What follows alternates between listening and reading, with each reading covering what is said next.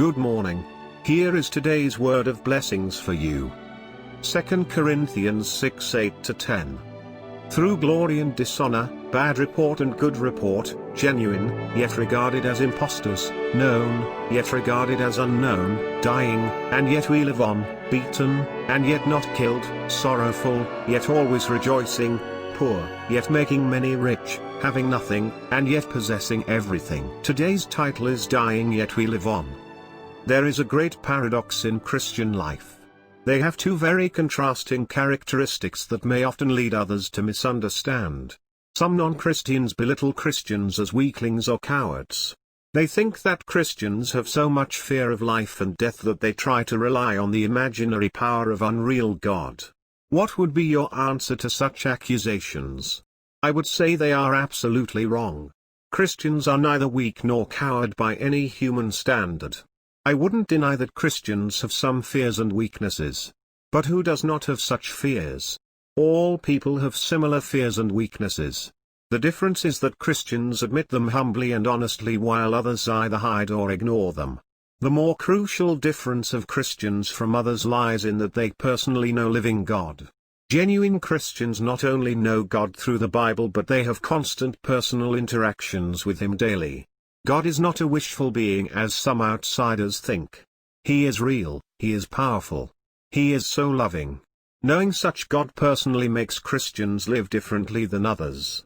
Knowing God, they live humbly, reverently and trustingly on the one hand, but joyfully, peacefully, and thankfully on the other hand. On the surface, they may look so insignificant, very modest, and somewhat selfless. But inside they have the joy unspeakable, the peace unheard of, and power and riches that the world never knew. I believe this is the paradoxical nature in a genuine belief that Apostle Paul is talking about in today's passage. While he was preaching the good news of the kingdom of God, he was persecuted, imprisoned, and frequently beaten badly. He was even regarded as impostors by those who had no way of knowing what's truly inside of him. Apostle Paul didn't have any anger or hatred against the accusers and persecutors. He was rather at peace and joy. All that he prayed in the middle of constant waves of suffering and persecution was that they would someday share the same grace and joy of salvation that was inside of him. That must have been exactly what was on the heart of Jesus too. Jesus had nothing good or adorable outside in human eyes. He was despised and rejected. He was even crucified as a criminal. We now know what happened thereafter. The cross brought life to the dying world.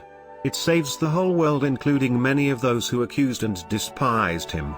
It filled people's hearts with peace and love. How does your life appear to people?